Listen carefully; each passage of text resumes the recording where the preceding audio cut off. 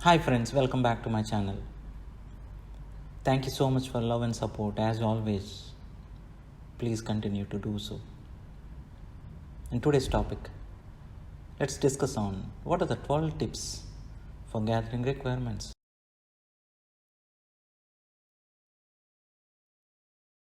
Understand one thing. As a project manager, you might find yourself in a situation where the customers gives you with a well documented a set of requirements that your team can estimate and implement, isn't it? It frequently happens. But in many cases, however, it's up to your project team and in partnership with your customer and users to understand what has to be extract, assess and record your requirements. But in that scenario, you might want to think about what is the best ways or what are the best following tips where I can find so that it will be much more effective in my requirements gathering sessions. Let me share my thoughts around this. First, you agree on a plan for managing your requirements with your team. To begin, decide with your team or a customer or your end users on what is the process of your gathering, or how are we documenting, what are the controls that is already in place, and I also understand who is responsible for what in every phase. In the requirement document, you capture all the actions, tools or roles and responsibilities. Who are the stakeholders who is going to sign off on this? Agree on a plan.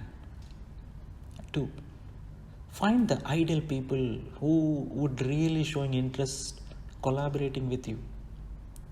Make sure you talk to those users or a team members, or maybe even it will be as key stakeholders. So they will be using your final product and they have a full authority to sign off on the requirements. So they will be able to express precisely what they want and expect from the product what you are developing from your teams. So find the ideal people. 3, take an initiative. Rather than waiting for the customer to provide a clear, well-structured requirement document, you take the initiative as a PM. In most cases, you has to take a lead and work with stakeholders and end users to help them structure and explain their needs. Take initiatives. 4, organize workshop. Workshops are an extremely effective way to understand and getting the pulse of the requirement from the stakeholders. So create a first workshop to understand how do we better be with vision and high level requirements from that program. You may include all your main players, including whoever is you think relevant. You extend the meeting even to several days, but ensure that it has to be effective. So conduct a proper workshop. Next, describe your product vision. So as a PM, do you have a proper bird's eye view of the complete proposed product? And do you know what is the essence of the end objective? If not, you go and identify your objectives, goals, what are the constraints of this engagement. So document all the vision and then you get the customer to sign off on it. So please be clear on what is your product vision. Then identify your users. So you prepare a list of all the people who will use and interact with your final product. So each user group is likely to have its own set of requirements, isn't it? So please identify who are the real users.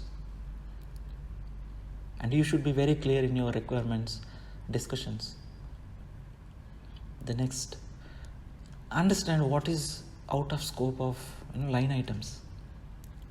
Do we have a clarity on what is not included in the scope? So please pay special attention and note down anything that are out of your scope document. So make it precise as possible and clearly define the difference between what you will and will not deliver to your customers. So please be clear on what is out of scope or line items. and then you should be creative. Yes, as a PM, you need to be smart, champ. So use different techniques, as I just mentioned, different workshops. Either you do, interview your stakeholders, do a storyboarding sessions or a brainstorming sessions or a prototyping sessions, or assign each person as a individual role and play them, right? So you need to be and got to be so creative.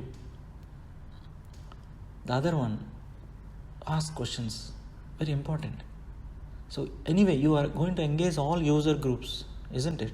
So you interview them, ask them open questions about what they want for particular component or a product. Why are they so passionate about this? And what product they are going to use it, how they wanted to see this product. So how will they interact with you? So understand what is the demands and challenges and how they want this product should meet all the requirements. Then understand non-functional requirements. I think most of the times people might miss to document this. So please make a list of all your non-functional requirements which users might not have thought about. For example, your maintainability, scalability, performance, very important. So understand what will happen when the project gets over, as well as all the requirements are relevant to the solution should be used for a long-term use. So be clear on your NFRs. Then test cases and acceptance criteria. So do you have these two things are documented or not? So as you collect and develop requirements, keep a track of how each of these product or requirement will be tested and what is the acceptance criteria that will be used. Acceptance criteria is very important. And the last one, a traceability metrics. Yes, as a PM, you got to maintain the complete end-to-end traceability metrics. So keep track of all your requirements. What is the associated use cases for every requirement? You make them in an Excel. So it helps you to identify, it's like, completeness, isn't it? So you can understand each of the status of those requirements. Then verify against, what is the baseline scope which has been agreed, by your sponsors. Right? So maybe you can understand, you can include your business objective, in the document. Is it a must or should or could category? What is your functional requirement descriptions? Does it have any risks associated? If so, for example, what is the priority? Is it a high, medium, low? Is there any test cases available for every requirement? Has that UAT got signed off? So some of the data has to be included in your traceability metrics.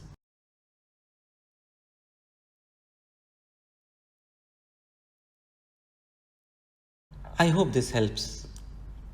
And also, I hope you got the complete sense of what is the best practice or tips to follow when you're handling requirement gatherings. Please like and subscribe to my channel. And thank you so much for love and support. Please share with your friends as well. And thank you so much for your time. Thank you.